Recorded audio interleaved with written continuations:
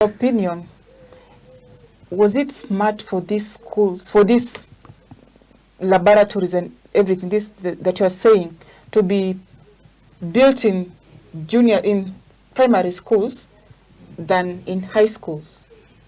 Because these education, because these schools are domiciled, junior schools are domiciled in former primary schools, and now they are called comprehensive schools. And it was a decision that was arrived at after the presidential working party going around the country and people giving their opinions. And they said because, one, I think it's because of the age of the learner. Oh, okay. The learners were too young to go to secondary schools. Okay. The ones we are having currently with equipped laboratories. And the other thing is that these students needed to stay closer to their parents so that they can continue having that formation. So it became paramount that these students go to these schools that are closer to their homes. Oh, and these schools, I know our primary school. I was in a primary school. I don't know if things have changed in that primary school. Because the infrastructure in that primary school I was, it was not good. Now, if that primary school now has the junior school, and they are supposed to do practicals. They are supposed to go to the nearby second school, but I think they need to put up this infrastructure. And putting up a laboratory is not an easy thing. You need closer to 3 million. For one school? One. You have only put up the structure. Oh yeah. You have not equipped this laboratory. Like when you want to equip this laboratory with the chemicals for the practical they are going to do, then there must be some good money so that we have this practical. And considering the number of classes, these children are not few. They are many. So you need to have a good infrastructure. You need to have teachers who are versed with this. And let me tell you, even those teachers who have been taught in doing practicals, many of them don't do practicals. So what? I'm a science teacher, and I know many teachers sometimes fear these chemicals. Oh. They fear I've dealt with some teachers, and they tell me, that smell. That's a chemistry teacher saying that, or what are you? What do you mean? You know, yeah. Human beings sometimes, they change. Like I understand when, like especially you ladies, when you are expectant, sometimes you don't. Oh yeah. You don't want to hear even those smells. Yeah. Exactly. Yeah. So sometimes there are those challenges in those laboratories, and some teachers, so to say, they have been trained, but they have not been exposed to so many practicals. And when they get to schools, they don't even teach with those practicals because they have not been exposed to enough of them. I've dealt with those kinds of teachers, and I know. So that's a failing system. It's not a failing system because it is because most of them are. So when they come to school is when we start training them now. Oh, okay. We start training them, like when they are doing a practical, they start fixing the things. They are not working. They are discouraged. They are frustrated. That's a teacher. Yes, you are frustrated because when you go fix those things, sometimes you are not used to them. Like there are things that you have to eat in the chemistry. You are eating them and they are not producing the results you are supposed to get. Yes, and you are in front of students, you are explaining as a concept. Like the titration one.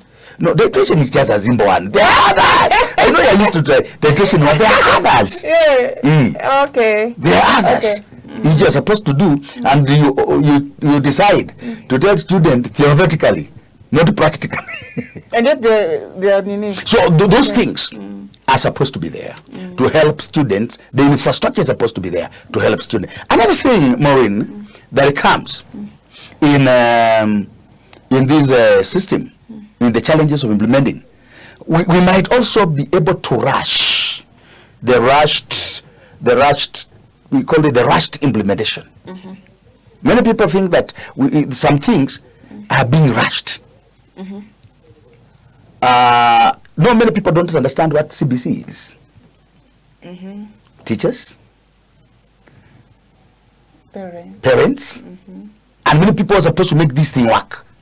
And they think, we are rushing. But we are supposed to be in tandem as we are implementing this thing. So that we might be able to go together. If we are not going to be able to move together, then trouble. We move together with the parents, we move together with the teachers, we move together with other stakeholders in education. So that we are not making people and being left behind. Also another mistake is repetition of the 844 system mistakes. What mistakes? There were so many mistakes in 844 system when it was being rolled out. Teachers were not prepared well. You know, we had the other system, 7, 4, 2, 3. And those teachers who are teaching that system, they were introduced to this system. They were not prepared well. There were inadequate resources. So if we don't learn from these mistakes, we might move on and have these mistakes and carry them on in this system, and at the end of it all, we get a failed system, a failed CPC system, and that's not it's not the wish of anybody. So we should be able to look at those mistakes, and having gotten those mistakes, we see a way of coming out of these mistakes. Or else, if you don't know the mistake, you might repeat them. And when you repeat them, you get in trouble, and you get, like somebody said, that when you want to make something, and because you are not given enough resources, you get something similar to what this other person wanted to, but you want to get the exact thing what the curriculum developer wanted. We don't want to get something next to what the curriculum developer wanted. We want to get this thing which the curriculum developer wanted. So those mistakes that were committed when the 844 system was being rolled out, we should be aware of them, and we should be able to circumvent and even be able to defeat those mistakes. Now, in your opinion, are we in the right direction in terms of... We are in the right direction. The CBC is already being implemented. But there are things that teething problems. They are supposed to be seen. And when we see these teething problems, we are able to do it, to come out of them, and be able to have a system which the implementer wanted to be rolled out, which has all our inspiration as a country, which has all our needs as a country, so that when the graduate comes out of this, the graduate is able to surmount all the problems that we have in the system. Yes, it's very important. So we have those mistakes, they should not be repeated again in the implementation. And also we're supposed to also to look at other countries that have implemented CPC. Countries like South Korea have implemented CPC. What were their challenges? How did they go through these challenges? Was benchmarking done when... Yes, a lot of benchmarking has been done because I have a friend who is a senior person working with the KICD. They have been taken to other countries to see how these things are done. And when they come to implement these things, they give us the stories of what is being done in those countries and how successful the system is in those countries. So this system should be able to succeed And when it succeeds, it will be for the good of the country, it will be for the good of the parent, and good for the generations that have to come. Now, in terms of parents, do parents also have challenges? Yes, parents have challenges. Another challenge is the problem of the parent preparation. Is a very big problem because these parents need capacity building. Are they prepared properly to handle this system? Psychologically also, but or financially too? No, financially parents actually, they have been paying money in these other systems. But in this one, are they prepared? Do they know the requirements that are there for the system, from this system? When a child is given homework and you are told your parents should guide you, do the homework, and the parent takes this homework and that's the homework for the student. Is he helping the student, or does he know what the requirements that are required in this system? So that's capacity building we are talking about. Oh, okay. When a child comes home with homework, the parent, you're supposed to guide this child through this work. Not doing the work. Oh, okay. Guiding the child through the work. Now, there are those who are illiterate, those who have not gone to school. Now, how do they come in? What are they supposed to do? So, the parental involvement capacity building is very important. And these ones should be done in school clinics, when parent days, when we have parents' day meetings, when we have parents coming to school to see their children, how they are doing. We are supposed to have those meetings prepared for them and be told this is how you're supposed to assist your child. But how many schools are doing this? Yes. Many schools might not be doing this. So capacity building of the parent is also wanting, because some people are even at a loss. They don't know what actually they are supposed to do. And the best place where parents are supposed to be capacity build is schools. And also media houses. Okay. Like Balozi. They are supposed also to inform the parents what they are supposed to do in the area, like what we are doing. Enlightening parents, teaching parents, and also telling them what are they supposed to do when they have these home-based activities. Because they are practicals, not practicals per se, but those are activities a child carries from school to home. How is a parent going to behave? And when we train teachers on implementation of CBC, we usually tell them this implementation should be very cheap. It should either be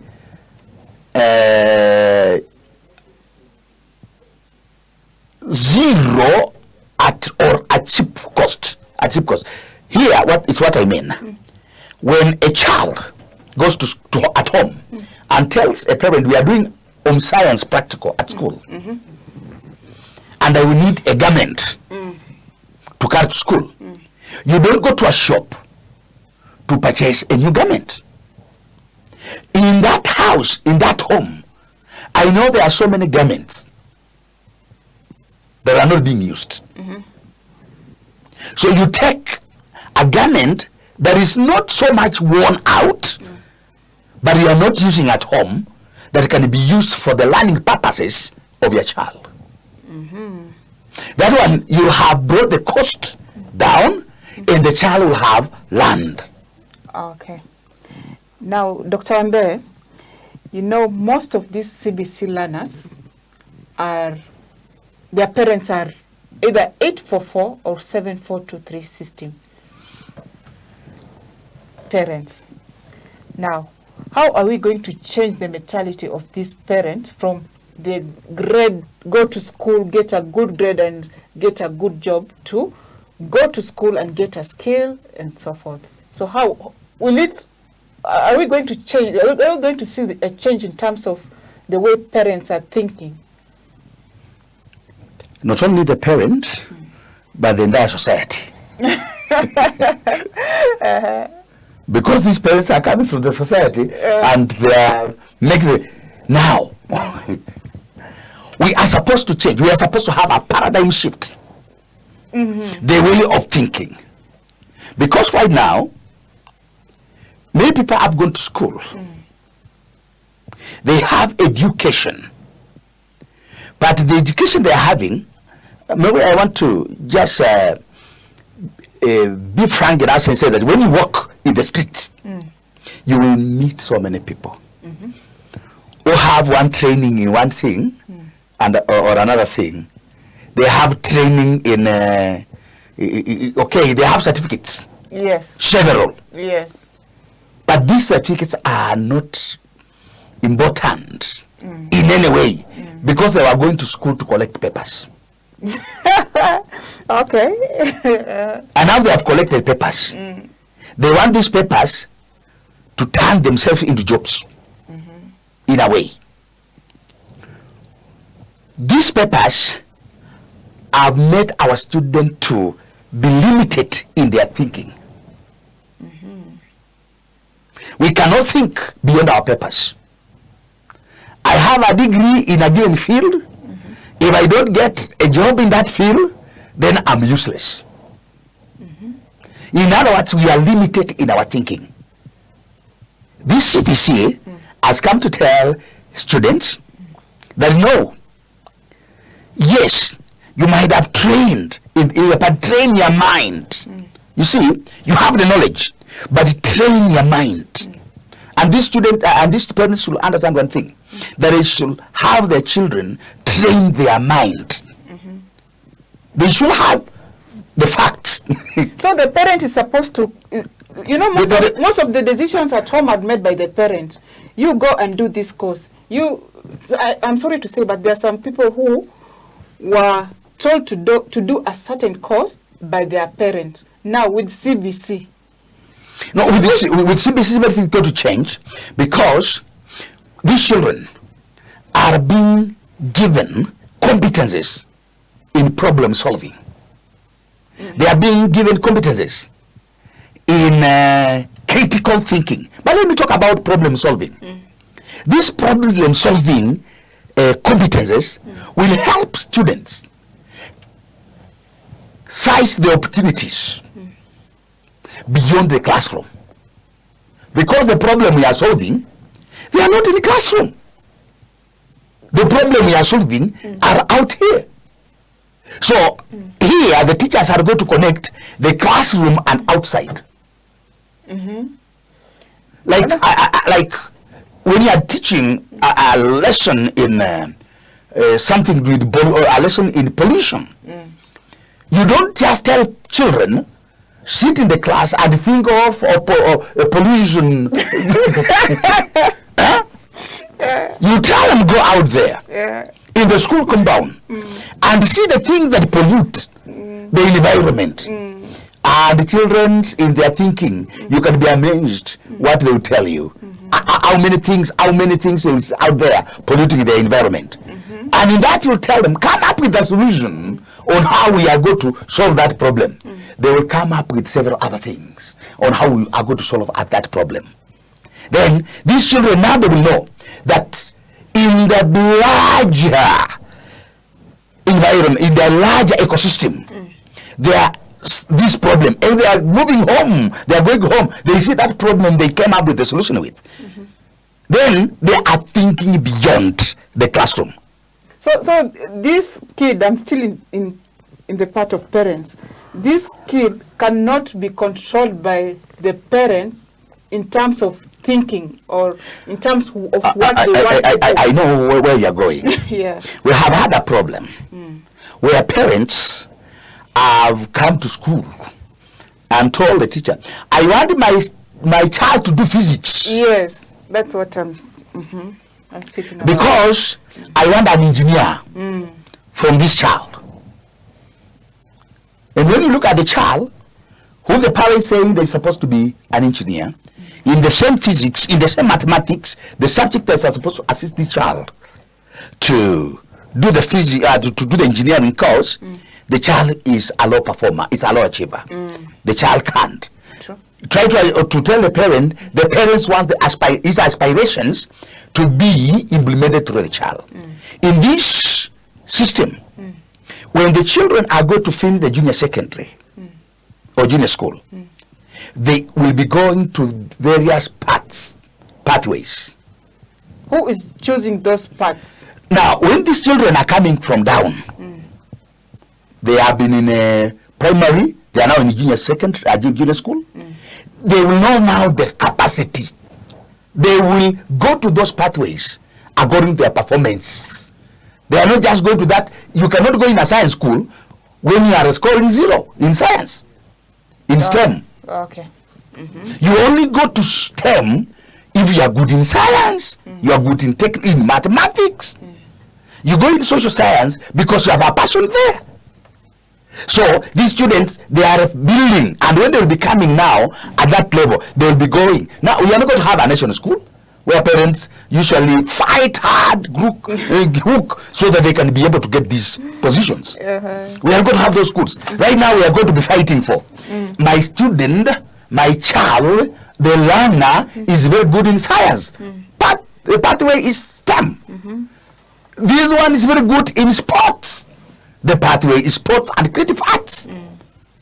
This learner is very good in social sciences. Social sciences pathway. And it becomes so easy that we are developing the talent of a child, not developing the talent of a parent. Developing the talent of a child in this, and when we develop the talent of the child now comes out. Well, now they come out, they are coming out having done the thing they loved, having done the thing they cherish in their life, they have a passion for, and as a result, we are getting now somebody who is useful to the society because somebody doing something they learn, they love. Okay. Dr. Wambeye, I have to wrap up the show. Our time is up. Remember to join us same place, same time. My name is Moleen Maraka. And remember, you can continue the conversation on our Balozi Television KE Facebook page. And have a good night. Thank you very much.